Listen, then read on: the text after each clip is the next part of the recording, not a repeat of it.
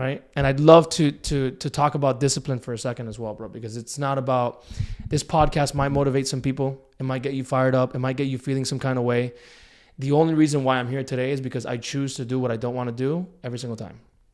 When I set a goal, when you set a goal and you want to make a certain amount of money, you want to buy a car, in that moment, when you're sitting down, writing that goal, you're making that vision board, you feel motivated.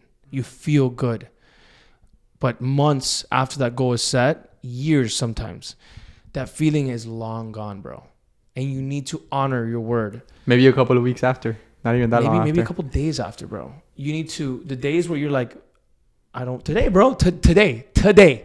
I woke up and I said, I don't want to do anything today, bro. And immediately I was like, out of it, snap out of it. Just, I don't feel like doing shit most of the time. But the second you start doing it, that's the whole thing about energy and momentum. I could go on this podcast with you. I promise you, if you don't stop me, I will talk for 48 hours. I swear to God, you will not stop me, bro. I will not go to sleep.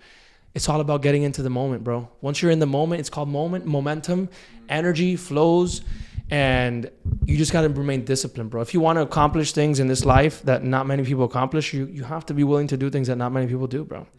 And that's why earlier we talked about people making it look pretty. It's not pretty, bro. This is not pretty, bro. I deal with a lot of pressure. I deal with a lot of stress. It's not stressful for me, but it's a lot of pressure, bro, that you got to handle. A lot of people's lives that you have. Like, if I don't feel like doing shit, that's going to affect him. That's going to affect her. That's going to affect my grandma. That's going to affect my mom, my sister, my sales reps, my students. I have a community of 300 people right now and over 2,000 in our free community that rely on my information to move their sales forward. That's pressure, but I fucking love it, bro. I wouldn't want to have it any other way.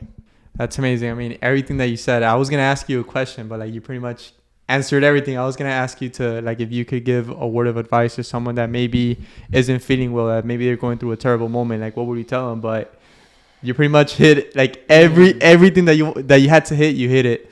I mean, I can definitely elaborate, bro. If anybody's going through a terrible moment right now, when you're down, the only way to look is up, bro.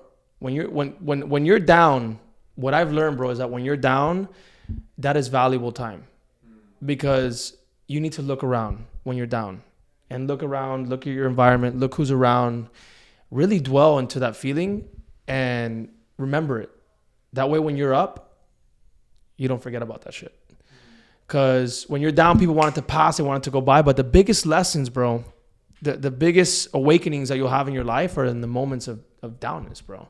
When things are going good, bro, everybody's around you. Everybody wants to be your friend. Everything seems fine. But if you never have a down moment or you forgot about your down moment, when you're up, you're not going to be looking around and being preventative and cautious. Not about being less aggressive, but just about being careful about your situation. So when I'm down, bro, I sit in it. I'm like, I'm down. I'm down right now. And it helps me stay up. So if you're down right now, understand that you're being put through that test right now. You're going through that valley right now, because after that valley, there's some sort of peak. But in that peak, for you to maintain there, you have to build a certain character. You have to have a certain understanding of how things operate to maintain it. So let's say this year you prayed and you set a goal and you said, I want to have the biggest year of my life. I want to accomplish the biggest things I've ever accomplished. The first thing that comes is a test. Or multiple tests. You need to show the universe, God, whatever you believe in, that you are worthy and capable of maintaining what you want. Because when you ask for something, you're going to get it. And the universe is doing its best to give you that. But it doesn't want to give it to you for you to lose it. So you need to build the character. You need to build the values and the lessons of the person that's going to maintain that. Bro, if you would have given me $1 million at 23, I mean, I made over $1 million in commissions my first 3 years. Gone. But if I didn't have that understanding and those lessons and the character that I have now, when I go out there and make 10 million over the next 2 or 3 years, it would have been gone too. The things that you get put through are done on purpose so that you can keep what is coming your way, bro. So if you're going through some really hard shit right now, that's really exciting. Really, really exciting, because you're building some crazy character.